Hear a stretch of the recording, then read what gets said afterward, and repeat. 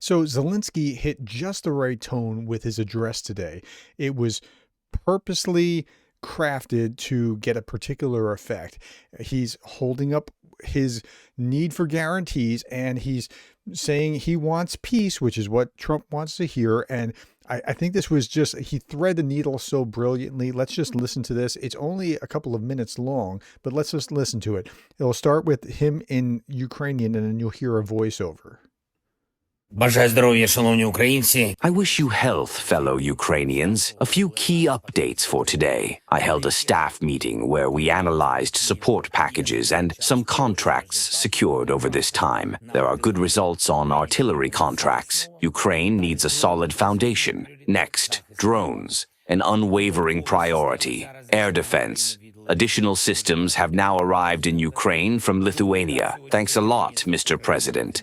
Okay, when I heard that, I heard, thanks a lot, Mr. President. Well, that's just a voiceover, but that might have been how, like, the tone that they said, well, Zelensky's tone was terrible just because of the way that he says something, because he's Ukrainian or whatever in the Oval Office the other day. But drones, clearly a significant thing. Air defense, thanks to the Lithuanians for providing more air defense. This isn't even the good part yet. Let's keep going. Prime Minister of Ukraine reported today on finances for this year. We are securing all necessary funding and will get through 2025. Okay, I'm confident that Ukrainians can fight on through 2025 with or without the United States.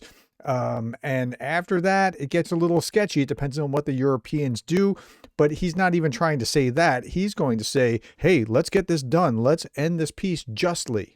Financially, there were also some special issues concerning our national resilience on the staff meeting agenda today. We are working on all possible scenarios to protect Ukraine. The baseline scenario is to hold positions and create conditions for proper diplomacy for the soonest possible end to this war with... You hear that? Soonest possible end? That's going to be music to Donald Trump's ears. Now, he was saying the other day, like, I think this could go on a long time.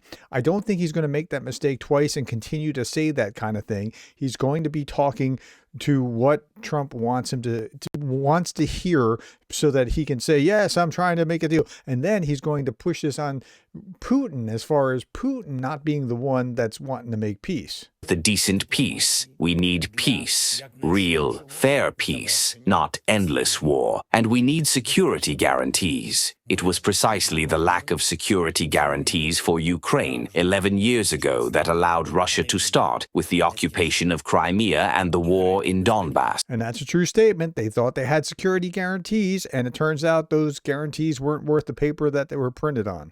Then, the absence of security guarantees allowed Russia to launch the full-scale invasion. And now, because there are still no defined security guarantees, it is Russia that is keeping this war going. Ah, there. See that? It's Russia that's the aggressor. They're the ones that are doing this. They don't want peace. That's the message that he has to keep driving. The whole world sees this. The whole world acknowledges this. Today, we continued working with our European partners on a special diplomatic and security framework that can bring peace closer. Again, peace.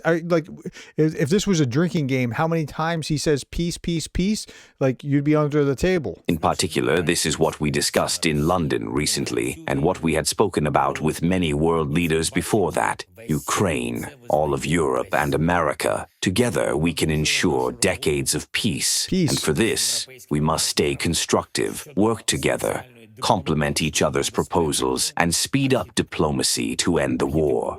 End the war, more peace, and end the war. And he's speaking that language. Spoke today with the leaders of the Baltic states, Lithuania, Latvia, Estonia. A good conversation about the outcomes of the London summit, about opportunities and perspectives on all processes involving the United States, and about defense support that saves lives of our people. I am grateful to the Baltic states for standing so firmly with Ukraine. Thank you once again for your support, friends. Glory to Ukraine.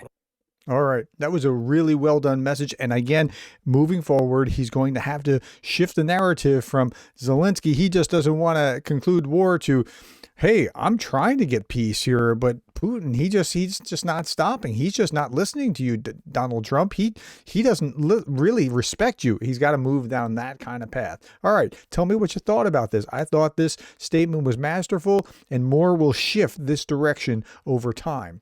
Thank you for the likes, the shares, the subscribes, and thank you for being the kind of person that cares about Ukraine.